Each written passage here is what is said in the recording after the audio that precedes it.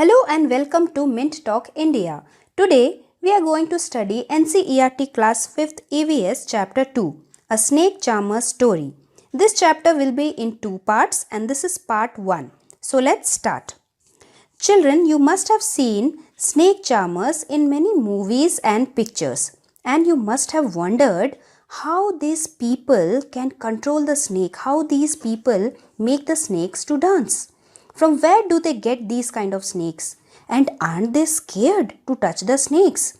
We all will get answers to all of our questions from Aryanath.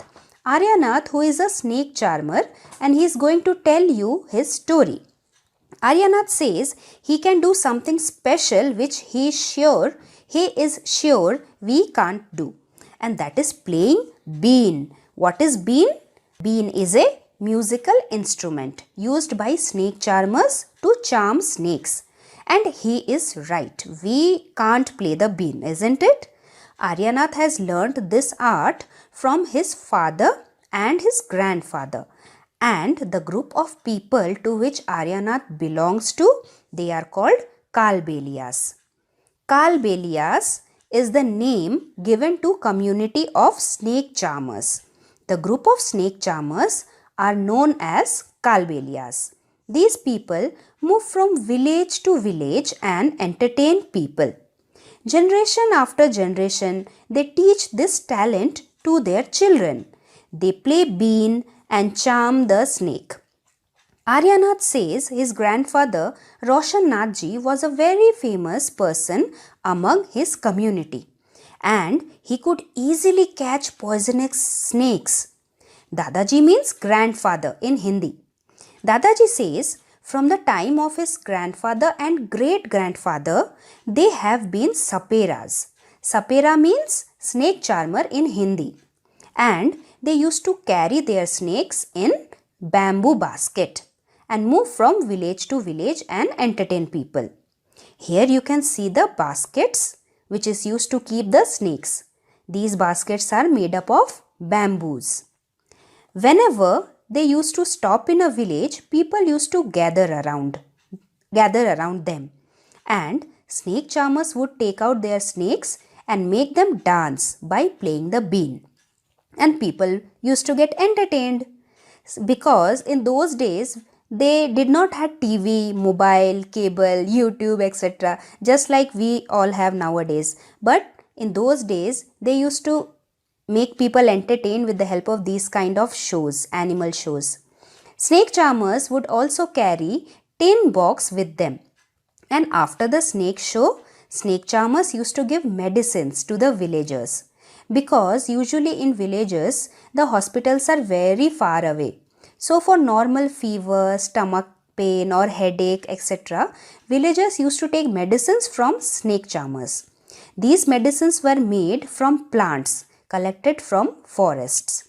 Just like some of the medicinal plants you also know, like neem, aloe vera, tulsi, wheatgrass, etc. Snake charmers too used to prepare medicines out of these plants. And in return, villagers used to give them money or grains like rice, wheat, etc. Sometimes snake charmers were also called to places where someone had been bitten by a snake. Just by looking at the snake bite mark, snake charmers could tell which snake has bitten that person. So isn't it a great talent? All the snakes are not poisonous. A poisonous snake can cause death on spot, and immediately that person may die. But when a non-poisonous snake bites, people still have some time to call a doctor or take medicine. Sometimes when farmers used to come running, snake, snake, snake charmers used to come and catch the snakes. But do you know that what snakes do in the field? Snakes help humans by eating up the rats present in the fields, which would otherwise spoil the crops. Because crops are the food for rats, and because snakes kill the rats, snakes are also called farmer's friend, because snakes help the farmers to save their crop from the rats by eating them up. And do you know that Snakes cannot chew their food as they do not have chewing teeth. They swallow their prey whole. Snake charmers can also remove the poisonous teeth of a snake. The poisonous teeth of the snakes are called fangs, just like you can see in the picture.